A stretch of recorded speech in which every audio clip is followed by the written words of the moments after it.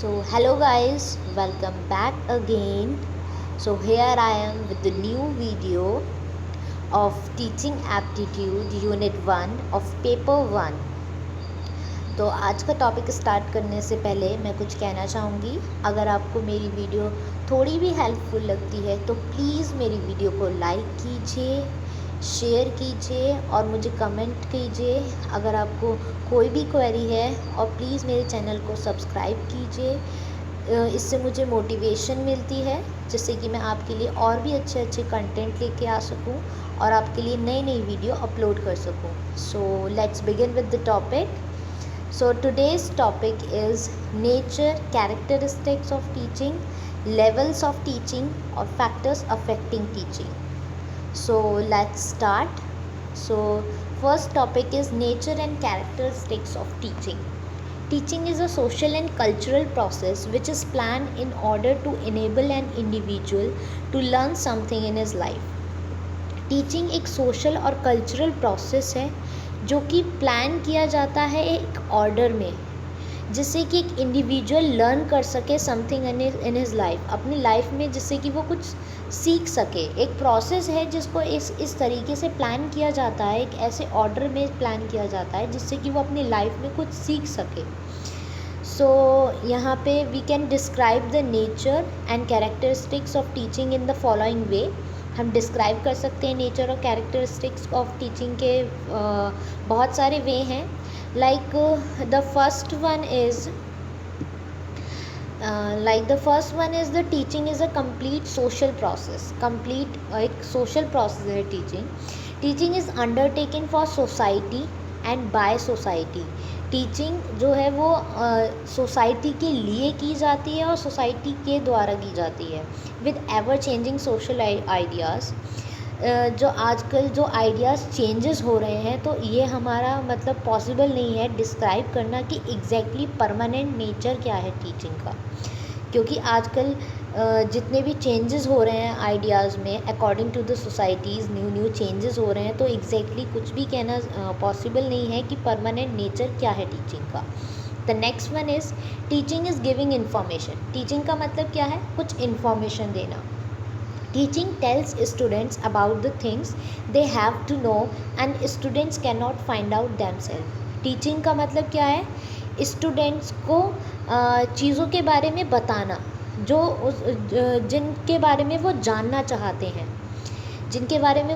चाहते हैं, और जिन चीज़ों के बारे में उनको पता नहीं है, can not find out themselves, जिनके बारे में वो खुद पता नहीं लगा सकते हैं, उन चीज़ों के बारे में उन्हें बताना। Communication of knowledge is an essential part of teaching. एक कम्युनिकेशन जो है वो एक इसेंशियल पार्ट है टीचिंग का। कम्युनिकेशन कैसे इसेंशियल पार्ट है? लाइक अगर हम इंटरेक्शन नहीं करेंगे, कम्युनिकेशन नहीं करेंगे, तो विदाउट द कम्युनिकेशन टीचिंग तो पॉसिबल है ही नहीं, क्योंकि अगर हमें किसी को टीच करना है तो उसके लिए हमें उसके साथ कम्युनिकेशन करना भी ज़रूरी है, और without the communication teaching is nothing. So communication is an essential part of teaching. Teaching is an interactive process. Teaching is interactive process है, दो लोगों के बीच में इंटरेक्शन होता है। Teaching is an interactive process between students के बीच में और टीचिंग सोर्सेज के बीच में, जो कि इसेंशियल है, जो कि ज़रूरी है for the guidance, progress and development of students. Student के गाइडेंस के लिए ज़रूरी है, प्रोग्रेस के लिए ज़रूरी है, डेवलपमेंट के लिए ज़रूरी है। Next, teaching is a process of development and learning. Teaching क्या है? एक प्रोसेस है ऑफ डेवलपमेंट और लर्निंग का। इसमें लर्नर क्या करते हैं? लर्न करते हैं और उनका डेवलपमेंट होता है। Next, teaching causes a changing in behaviour. Teaching एक वजह है जिसकी वजह से लर्नर के बिहेवियर में चेंज आता है। टीचिंग आर्ट है एज वेल एज साइंस भी है। आर्ट कैसे है? अगर कोई काम जब हम प्रोफेशनल तरीके से करते हैं, अब किसी को एक टीचर है, वो लर्नर को किस तरीके से समझाता है, किस तरीके से उसको लर्न कराता है, तो वो भी एक उसकी कला हुई। तो इसलिए टीचिंग क्या है? एक आर्ट है वो। और एज वेल एज साइंस कैसे है? क्योंकि उसमें कुछ रूल्स हैं और रेगुलेशंस हैं, तो इसीलिए वो साइंस भी है। Teaching is face to face encounter. Teaching एक फेस टू फेस एनकाउंटर है। इसमें फेस टू फेस एक फेस टू फेस इंटरेक्शन होता है। टीचिंग ऑब्जर्वेबल है, मीजरेबल है एंड मॉडिफाइबल है।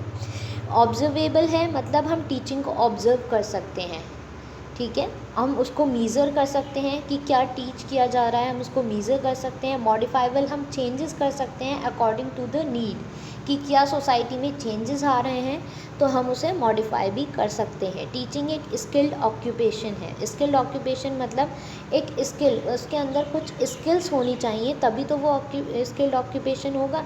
अगर तुम्हारे अंदर स्किल ही नहीं है किसी को टीच करने की तो आप कैसे किसी को टीच कर पाओगे। तो टीचिंग क्या है, एक स्किल्ड ऑक्यूपेशन है। Every successful teacher is expected to know the general methods of teaching learning situation. हर एक सक्सेसफुल टीचर को ज़रूरी है कि उसको पता होने चाहिए general methods of teaching learning situations के। So the teaching is a skilled occupation. Next, teaching facilitates learning. Teaching क्या फैसिलिटेट्स करता है, लर्निंग फैसिलिटेट्स करता है।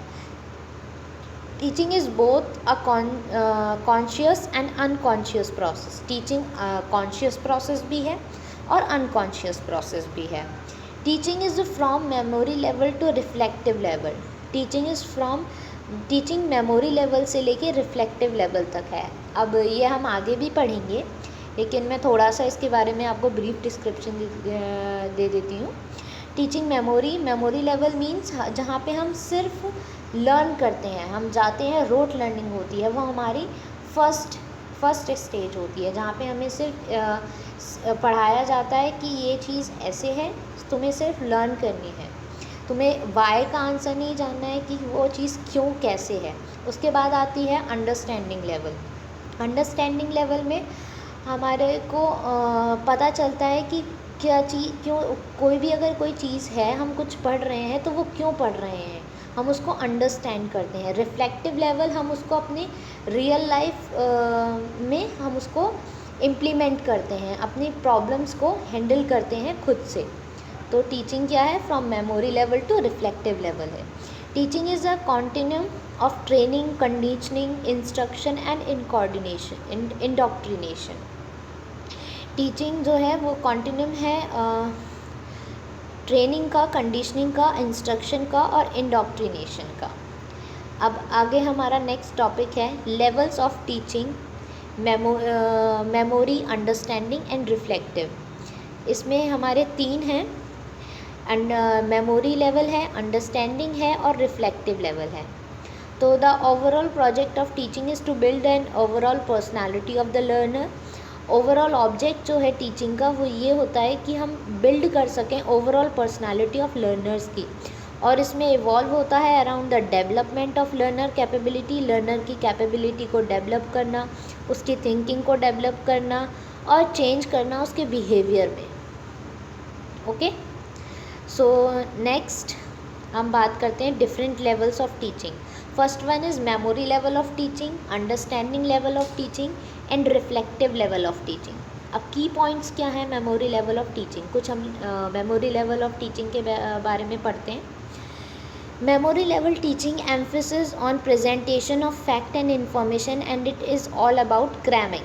क्रैमिंग करना मतलब सिर्फ उसको क्रैम करना, दिमाग में सिर्फ ये बैठाना कि हाँ ये चीज़ ऐसे है, सिर्फ उसको याद करना, क्रैमिंग करना, उसको याद करके रखना कि हमने जो पढ़ा है सिर्फ ये इन्फॉर्मेशन हमने पढ़ी है, उसको रोट करना, रटना, ठीक है। मेमोरी लेवल में ये होता है। नॉलेज और information is gain by the learner through memorisation. Knowledge और इन्फॉर्मेशन जो है वो हम गेन करते हैं bye the learner through memorisation. Learner जो है वो उसको मेमोराइजेशन से उसको लर्न करता है, सिर्फ उसको याद करना होता है, उसको अंडरस्टैंड करना बिल्कुल नहीं होता है।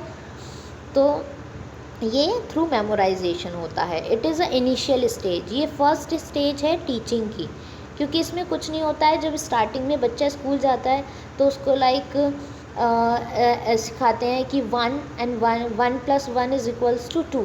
उसको ऐसे नहीं सिखाते हैं दिखा के कि हाँ अगर कोई ऑब्जेक्ट ले लिया 1 और कोई दूसरा ऑब्जेक्ट ले लिया 1 तो इन दोनों को प्लस करेंगे तो ये 2 हुआ, नहीं, उसको सिर्फ इतना बता दिया जाता है 1 and 1 2, that's it. Next, and uses the habit of rote learning, इसमें रोड लर्निंग की हैबिट को इंड्यूस करते हैं of facts and subject matters. It provides students with the ability to retain the and reproduce the learn subject. ये provide करता है students को with the ability to retain करना और रिप्रोड्यूस करना लर्न सब्जेक्ट को. रिटेन करके रखना मतलब उसे दिमाग में बैठा के रखना कि हाँ हमने ये चीज़ लर्न की है. It covers only the knowledge-based objectives of Bloom's taxonomy. At this level, the students learn to identify, recall, or remember the object, events, ideas, and retain them in memory. यह कवर करता है सिर्फ knowledge based. Bloom taxonomy है, उसके objective के knowledge based objective को ही सिर्फ ये कवर करता है, जिसमें कि सिर्फ हमें क्या है कि हमें नॉलेज गेन करनी है. इस लेवल पे स्टूडेंट सिर्फ लर्न करता है, आइडेंटिफाई, रिकॉल और रिमेंबर करता है object events and ideas and retain them in memory, और अपनी मेमोरी में उन्हें रिटेन करता है. The teacher play a very dominating and authoritarian role by instructing. इसमें टीचर एक डोमिनेंट रोल प्ले करता है. डोमिनेंट जो टीचर कहेगा वही लर्नर को लर्न करना पड़ेगा. That's it. उससे ज़्यादा लर्नर को कुछ नहीं करना है. तो ये एक ऑथोरिटेरियन रोल प्ले करता है इसमें टीचर, जब वो इंस्ट्रक्ट करता है लर्नर को.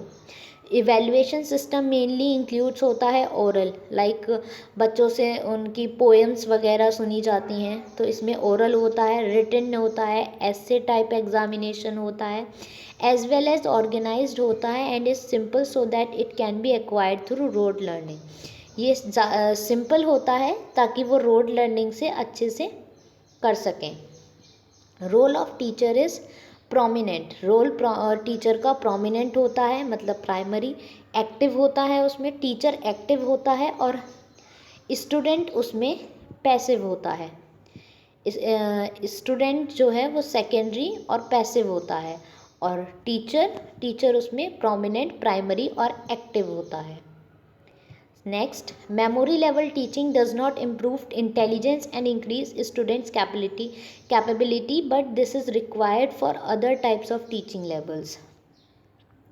मेमोरी लेवल टीचिंग इम्प्रूव नहीं करता है इंटेलिजेंस को. ये इंटेलिजेंस को इम्प्रूव नहीं करता और ना ही इंक्रीज़ करता है स्टूडेंट्स की कैपेबिलिटी को. ये सिर्फ रिक्वायर्ड है for other types of teaching levels के लिए.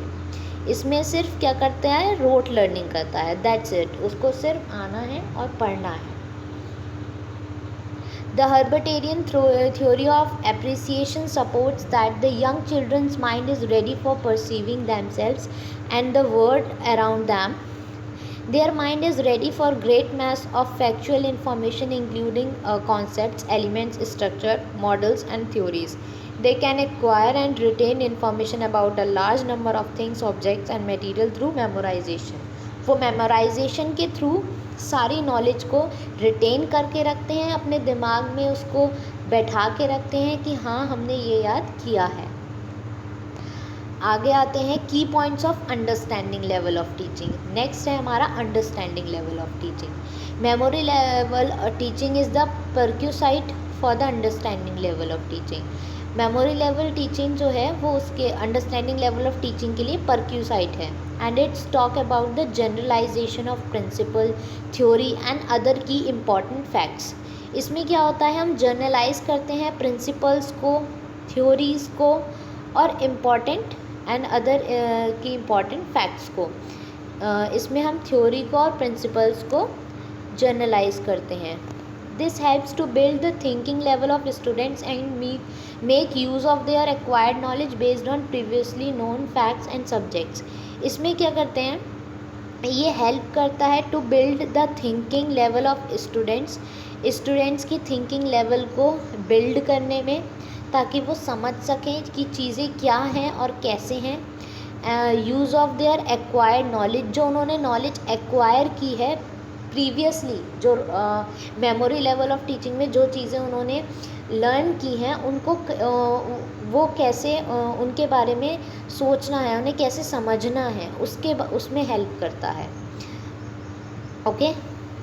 The teacher explains the students the relationship between principles and facts and teach them how these principles can be applied. Teacher explain करता है students को relationship between principles and facts. Principles और facts के बीच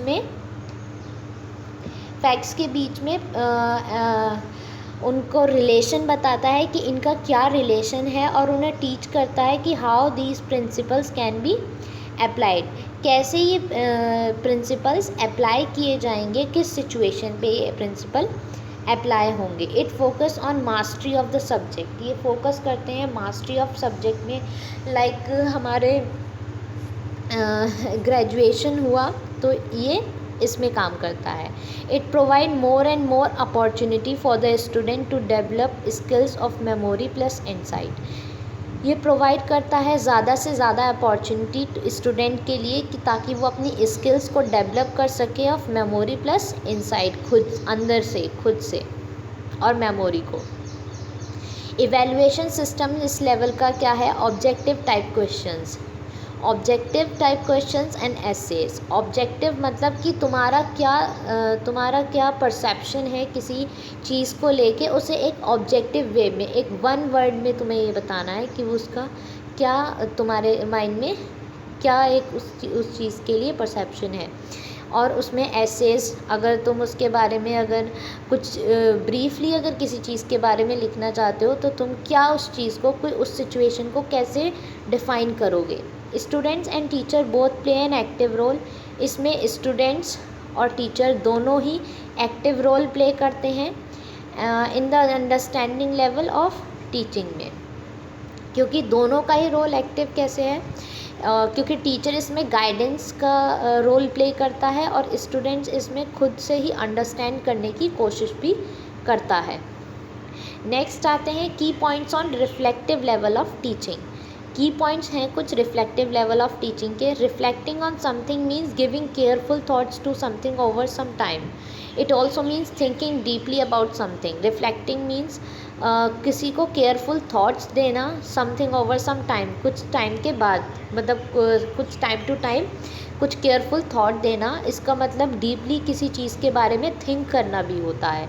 किसी चीज़ के बारे में जब हम उसको अपने रियल लाइफ में इम्प्लीमेंट करते हैं या उसके चीज़ के बारे में डीपली हम थिंक करते हैं, रिसर्च करते हैं, इट मीन्स जो हमने चीज़ें हमने लर्न की हैं अपने लाइफ में, उसको हम अपनी रिसर्च में यूज़ करते हैं, तो उसे हम रिफ्लेक्टिव कहेंगे.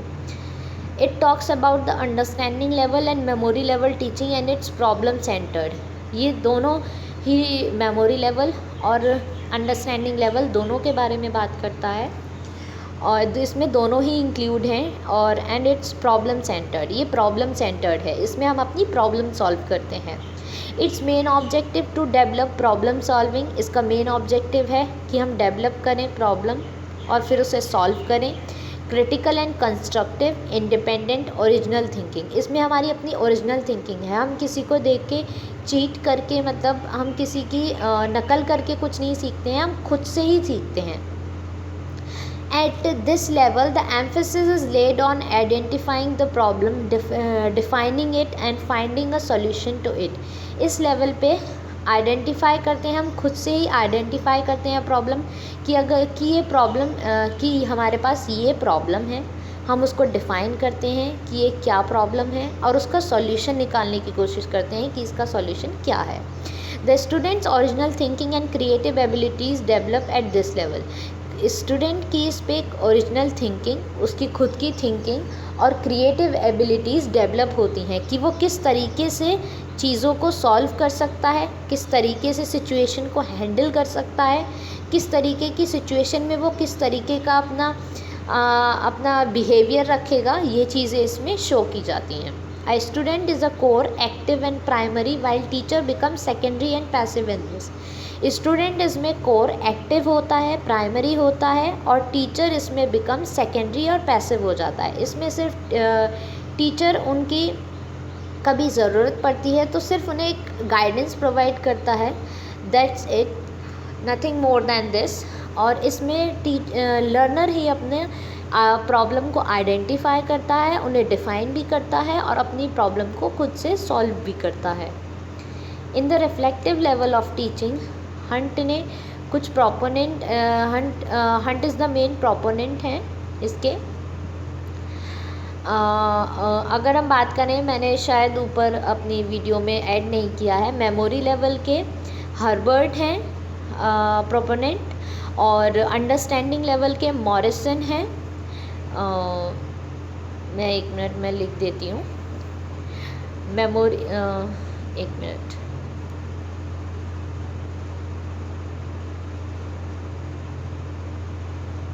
मेमोरी लेवल के हर्बर्ट हैं और अंडरस्टैंडिंग के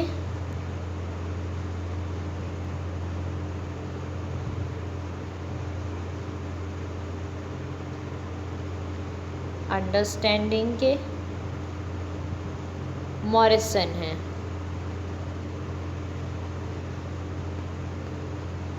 ओके, आप लिख लीजिएगा। So next, reflective level of teaching के मेन प्रोपोनेंट हंट हैं and it includes ULT and MLT. इसमें अंडरस्टैंडिंग लेवल ऑफ टीचिंग भी इंक्लूड है और मेमोरी लेवल ऑफ टीचिंग भी इंक्लूड है। ये प्रॉब्लम सेंटर्ड टीचिंग है। The students are assume to adopt some sort of research approach to solve the problem. इसमें वो रिसर्च को अप्रोच करते हैं और सॉल्व करते हैं प्रॉब्लम को। The classroom environment is to be sufficiently open and independent. इसमें क्लासरूम का जो इन्वायरमेंट है वो सफिशिएंटली ओपन और इंडिपेंडेंट होता है। ओके, हंट ने डेवलप किया था reflective model of teaching which goes through the various steps including creating a problematic situation को क्रिएट करना, फॉर्मुलेट करना और वेरीफाई करना हाइपोथेसिस मतलब पहले हम अपनी एक क्वेश्चन बनाते हैं कि अब हमें कुछ रिसर्च करनी है। अच्छा, इसमें क्या किया जाता है, पहले हम कोई एक क्वेश्चन बनाते हैं कि हमें इस चीज़ के ऊपर रिसर्च करनी है कि ऐसा है। फिर बाद में हम उसके ऊपर बहुत सारे फैक्ट्स ढूंढते हैं, बहुत सारी इन्फॉर्मेशन गेन करते हैं और फिर हम उस चीज़ को ट्रू या फॉल्स उसको साबित करते हैं कि हाँ, या तो ये ट्रू है या ये हमारी हाइपोथेसिस गलत है, या तो ये सही है या ये गलत है। तो हमने जो भी रिसर्च की है उसके ऊपर रिसर्च करते हैं हाइपोथेसिस के ऊपर, फिर हम ये पता करते हैं कि या तो वो सही है या फिर वो गलत है। हम उसमें डाटा एनालिसिस करते हैं, टेस्ट करते हैं हाइपोथेसिस को अराउंड द प्रॉब्लम। इसमें ऐसे type test is to use to evaluate the learning process. इसमें ऐसे टाइप टेस्ट इवेलुएट किया, इसमें ऐसे type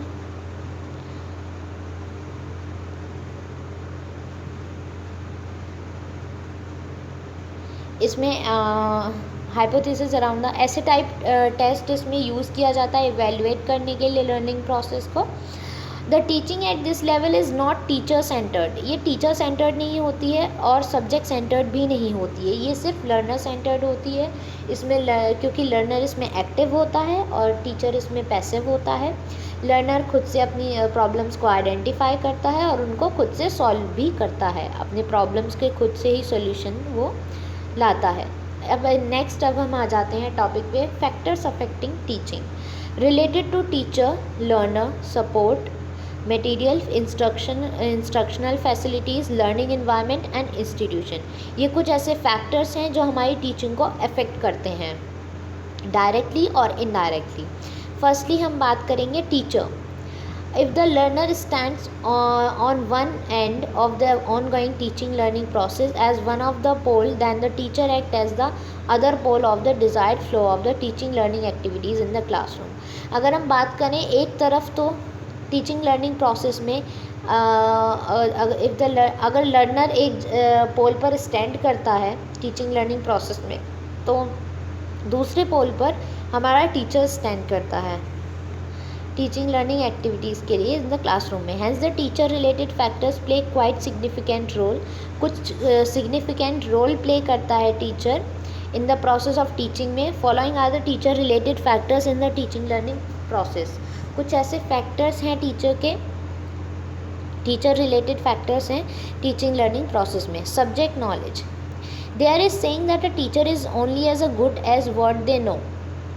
If a teacher lacks knowledge in the subject, that dearth of understanding is passed along to the students.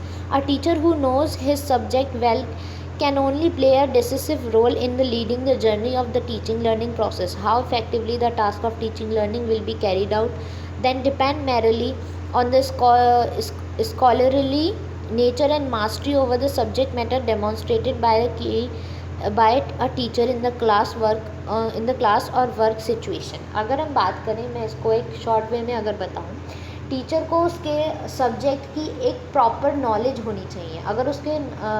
अगर उसको अपने subject की knowledge ही नहीं होगी तो वो अपने लर्नर्स को क्या पढ़ा पाएगा। तो वो अगर चाहे उसका और कुछ बैकग्राउंड वगैरह, उसका सोशल बैकग्राउंड, ये सब कुछ अगर कुछ अलग हो तो भी चलेगा, लेकिन उसको अपने सब्जेक्ट की प्रॉपर नॉलेज होनी चाहिए जिससे कि वो अपने लर्नर्स को प्रॉपर वे में नॉलेज दे सके। अगर उसके पास नॉलेज ही नहीं होगी तो वो कोई फ़ायदा नहीं है उसके टीचर होने का। नॉलेज ऑफ लर्नर्स की नॉलेज,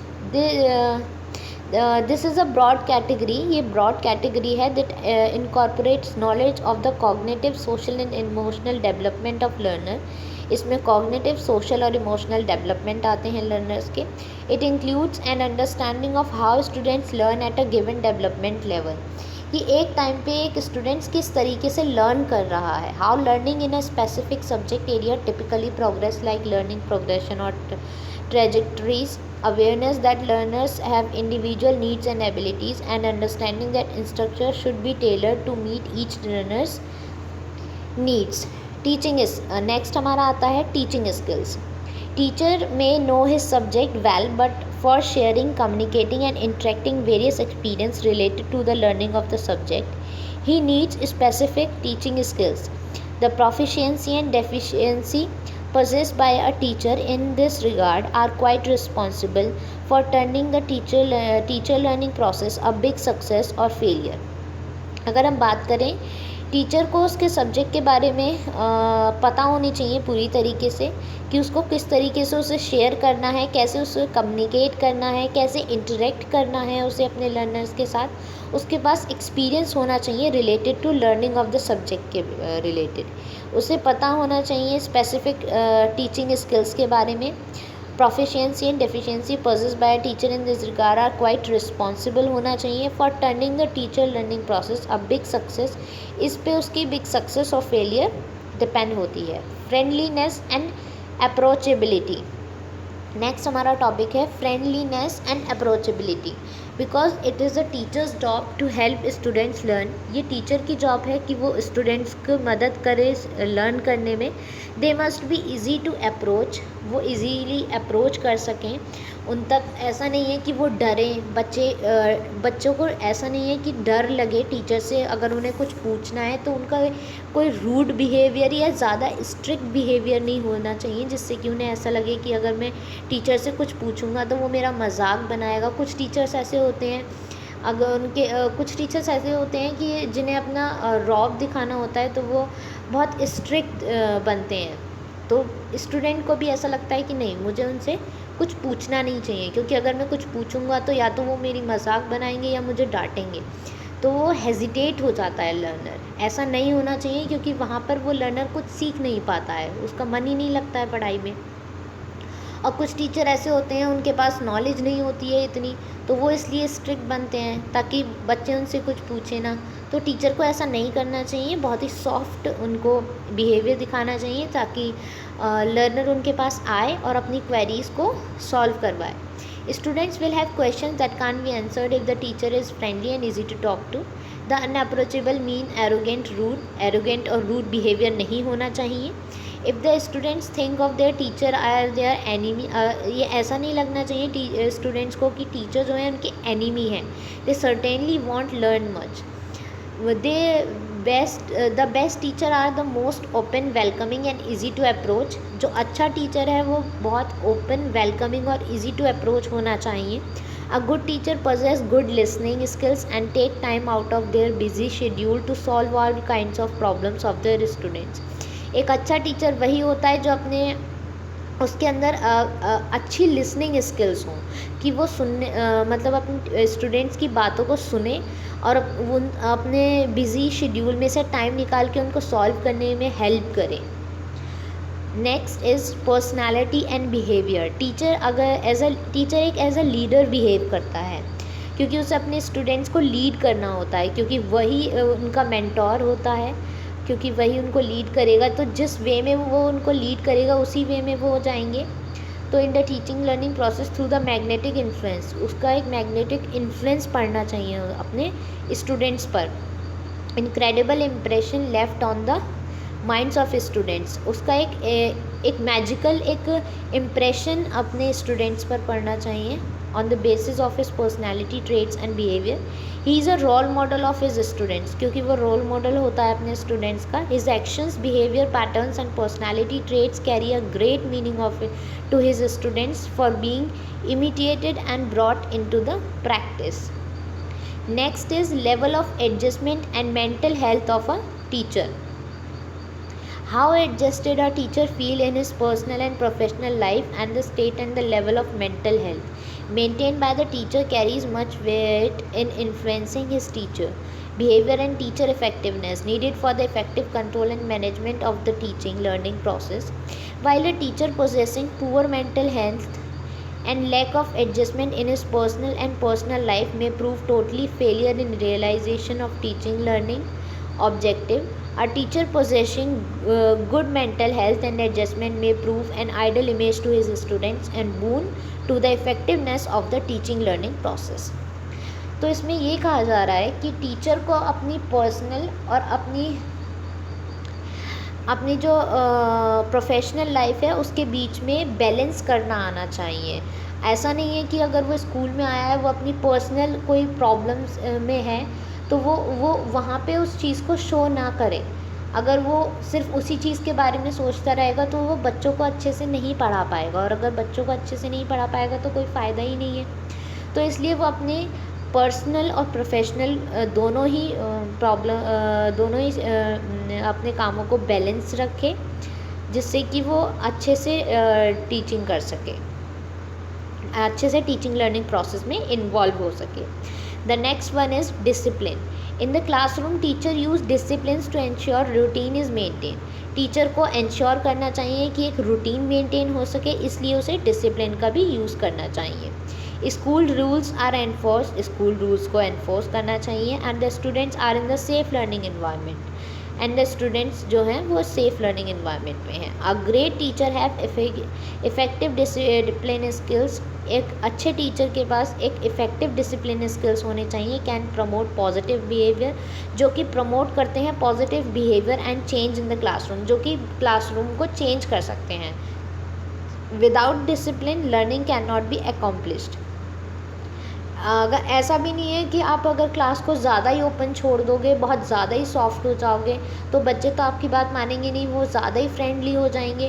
तो वो सोचेंगे अरे ये तो टीचर कुछ कह ही नहीं रहा है, तो हम कुछ भी बोलें कुछ भी करें इससे कोई फ़र्क ही नहीं पड़ता है. तो ज़्यादा भी आपको फ्रेंडली नहीं होना है, एक बैलेंस मेंटेन करके चलना है. ना ही ज़्यादा फ्रेंडली होना है, ना ही ज़्यादा स्ट्रिक्ट होना है. एक डिसिप्लिन भी मेंटेन करके आपको क्लास में चलना है. द नेक्स्ट वन इज़ जो हमें फैक्टर अफेक्ट करता है वो है लर्नर का. Learner is the key figure in any teaching learning task. Learner के एक की फिगर है, क्योंकि विदाउट द लर्नर कोई टीचिंग तो कोई पॉसिबल है ही नहीं. किसको पढ़ाएंगे अगर लर्नर ही नहीं होगा तो. How will he learn to और what will he achieve depends heavily on his own characteristics and the way of learning. कि किस तरीके से वो लर्न कर रहा है, क्या वो अचीव कर रहा है, ये ज़्यादातर डिपेंड करता है उसके खुद के कैरेक्टरिस्टिक्स पे और किस तरीके से वो चीज़ों को लर्न कर रहा है. कुछ फैक्टर्स हैं related with him can be describe, जो हम डिस्क्राइब करेंगे. First one is learners physical and mental health. बहुत इंपॉर्टेंट चीज़ है लर्नर की फिज़िकल और mental health. Teaching learning is greatly affected by the learners physical and mental health. Teaching learning जो है वो ग्रेटली अफेक्ट होती है लर्नर की फ़िज़िकल और मेंटल हेल्थ से, जो कि मेंटेन होती है by him particularly at the time of teaching task. Simple headache or stomach ache can play a havoc with the process and product of learning. अगर सिंपली अगर उसको हेडेक और स्टमक एक है वो प्ले कर सकता है havoc with the process and product of learning में. Children who did not keep up with satisfactory physical health of the learner at the time of learning become potent factor in deciding the outcome of the learning. अगर वो उस time पे अगर वो जब वो उसकी लर्निंग चल रही है, अगर उसको उसके बीच में कुछ भी प्रॉब्लम होती है, कुछ मेंटल हेल्थ है में उसको कोई प्रॉब्लम आती है या फिज़िकल हेल्थ में कुछ प्रॉब्लम आती है तो वो उसके लिए प्रॉब्लम क्रिएट कर सकती है. A tense emotionally and mental disturb learner can not be expected to show satisfactory result in the learning. अगर कोई लर्नर टेंशन में है, अगर उसको कोई मेंटली कोई प्रॉब्लम है तो वो किसी और चीज़ के बारे में सोच रहा है तो वो उसका दिमाग तो पढ़ाई में लगेगा ही नहीं. उसको ये सर के ऊपर से जाएगा कि टीचर क्या पढ़ा रहा है. उसका जब दिमाग ही नहीं है क्लास में पढ़ते टाइम तो वो फिर उसका फ़ायदा ही क्या उसके लर्निंग का. Next one is basic potential of the learner. कितनी पोटेंशियल है लर्नर में, सीखने की कितनी क्षमता है. The result achieve by the learner through teaching learning task depend heavily upon the basic potential to undergo such learning. Such potential में consist of the following things. कुछ पोटेंशियल है लर्निंग की innate abilities and capacities of learning a thing. किसी चीज़ को learn करने की capacity कितनी है उसकी. Learner basic potential in term of journal intelligence. उसकी जर्नल इंटेलिजेंस,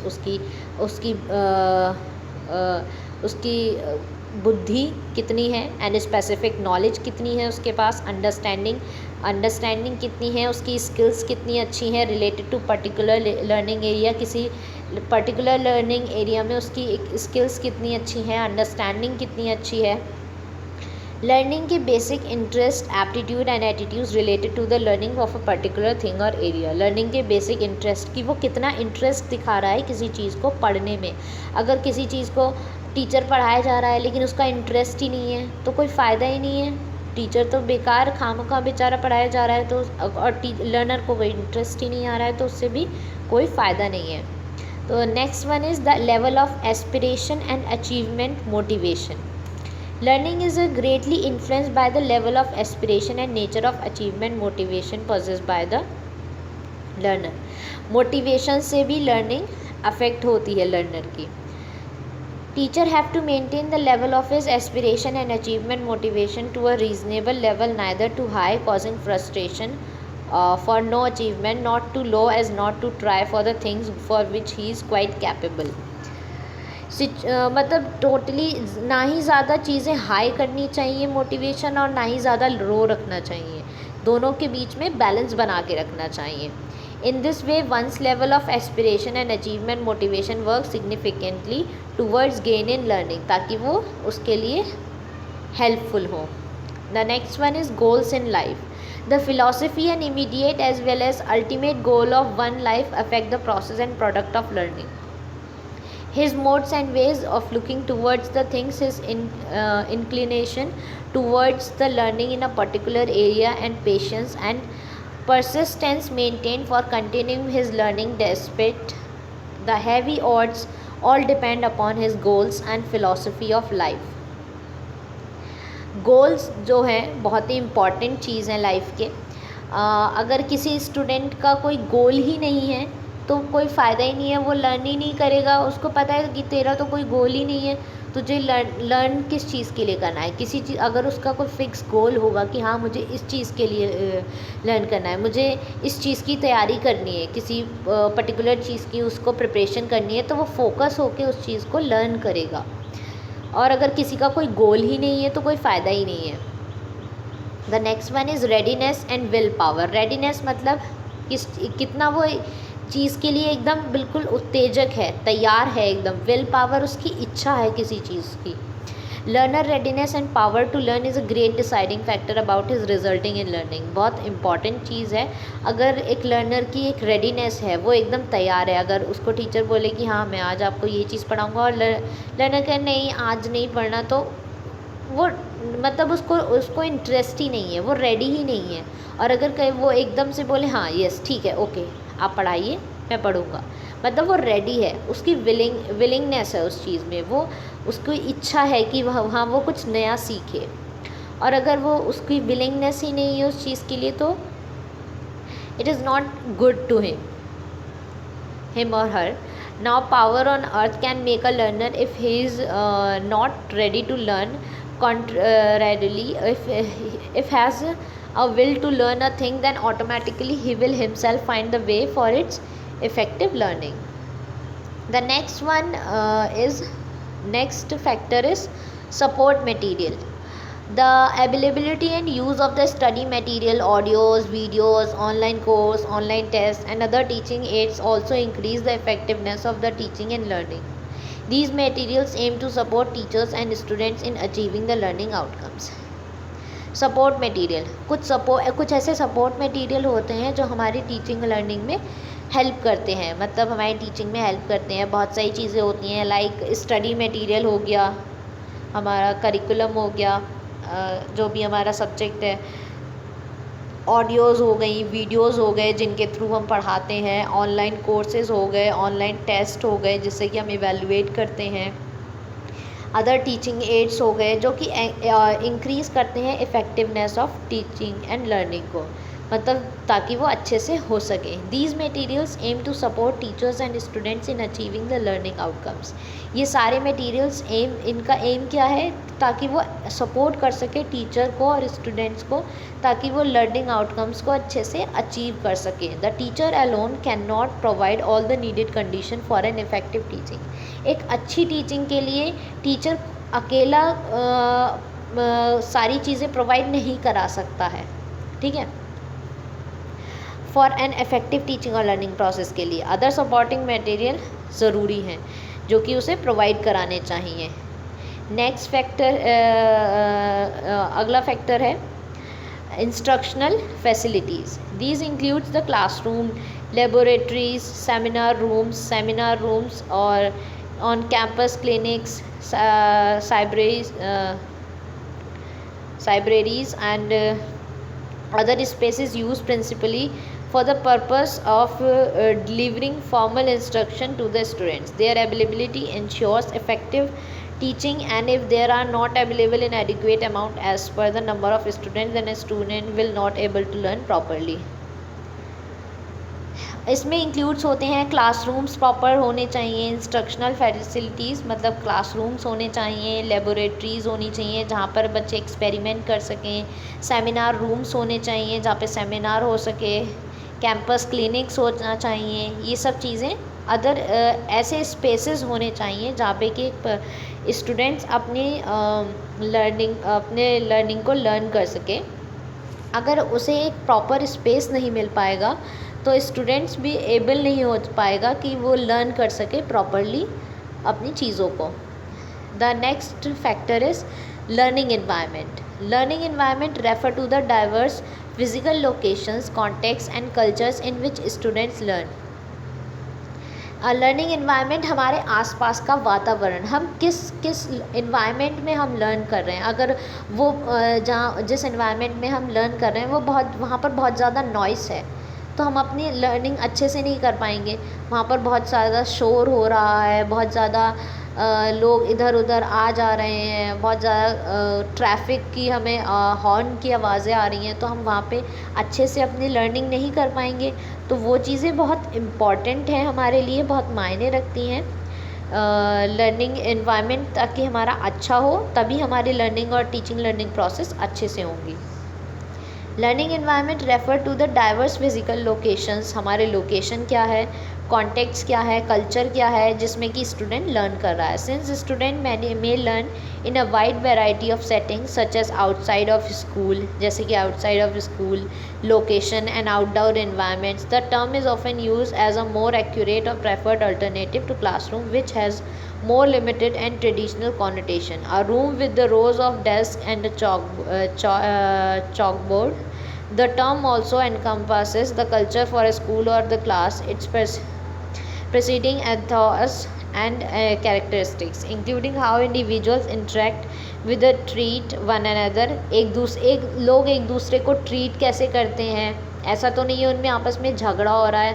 अगर झगड़ा हो रहा है तो वो भी टीचिंग लर्निंग प्रोसेस को इफ़ेक्ट करेगा। As well as the way in which teacher में ऑर्गेनाइज एन एजुकेशन सेटिंग, कैसे टीचर ऑर्गेनाइज करता है टीचिंग को। एंड टू फैसिलिटेट लर्निंग, कैसे लर्निंग को फैसिलिटेट करता है। Effectiveness of teaching also depends upon the learning environment. If the teacher and learner are comfortable in the surroundings, अगर teacher और लर्नर कंफर्टेबल ही नहीं है, अगर वो ना ही तो टीचर ठीक से पढ़ा पा रहा है और ना ही लर्नर ठीक से पढ़ पा रहा है, तो टीचिंग और लर्निंग प्रोसेस तो इफ़ेक्टिवली हो ही नहीं पाएगी। और अगर वो कंफर्टेबली वो पढ़ा भी पा रहा है और वो लर्नर पढ़ भी पा रहा है, तो वो टीचिंग और लर्निंग बहुत ही इफ़ेक्टिवली हो जाएगी।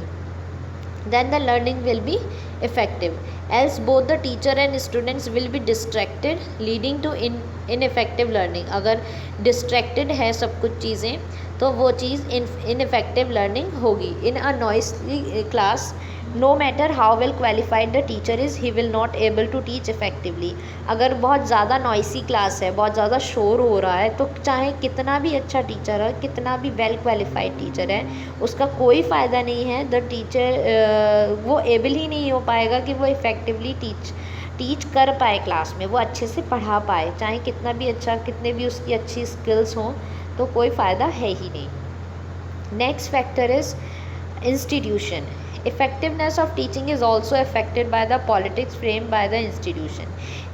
These policies can be give autonomy to the teacher or can control the classroom activities। कुछ policies होती हैं जो कि affect करती हैं teaching learning process को। If the teacher feel extremely control, अगर teacher extremely कुछ control feel कर रहा है तो उसकी performance जो है वो suffer करेंगी उस चीज़ से, वो affect होंगी। On the other hand, autonomy to teacher to choose teaching method and classroom activities bring an element of flexibility। और अगर टीचर को ये कह दिया जाए कि तुम सिर्फ इसी तरह से पढ़ा सकते हो, इससे ज़्यादा कुछ तुम्हें और करने की ज़रूरत नहीं है, तुम्हें सिर्फ जितना बताया जा रहा है तुम सिर्फ इतना इस तरीके से पढ़ाओ, तो टीचर उस ज़्यादा मतलब बहुत ज़्यादा अच्छे से खुल के नहीं पढ़ा पाएगा। और अगर उसको ये होगा उसके अगर दूसरी तरफ उसको ये चीज़ दी होगी कि वो चूज़ कर सके कोई भी अगर टीचिंग मेथड जो उसको पसंद है, उससे वो अगर पढ़ाना चाहता है तो वो क्लास में पढ़ा सकता है। तो वो एक्टिविटीज़ जो हैं वो एलिमेंट ऑफ फ्लेक्सिबिलिटी देती हैं और अच्छे से टीचिंग हो पाएगी क्लास में इफ़ेक्टिव तरीके से। तो आज का टॉपिक कंप्लीट होता है। Thank you guys. आज के लिए बस इतना ही। प्लीज़ अगर ये वीडियो आपको थोड़ी सी भी हेल्पफुल लगती है तो प्लीज़ मेरी वीडियो को लाइक कीजिए, शेयर कीजिए। अगर कोई भी प्रॉब्लम है तो आप मुझे कमेंट कर सकते हैं, मैं डेफ़िनेटली उसका रिप्लाई करूँगी। और प्लीज़ मेरे चैनल को सब्सक्राइब कीजिए, नोटिफिकेशन बेल को प्रेस कर दीजिए ताकि मैं जो भी न्यू वीडियो डालूँ उसका नोटिफिकेशन आप तक पहुंच जाए और आप उसको देख पाओ। आज के लिए बस इतना ही। Thank you.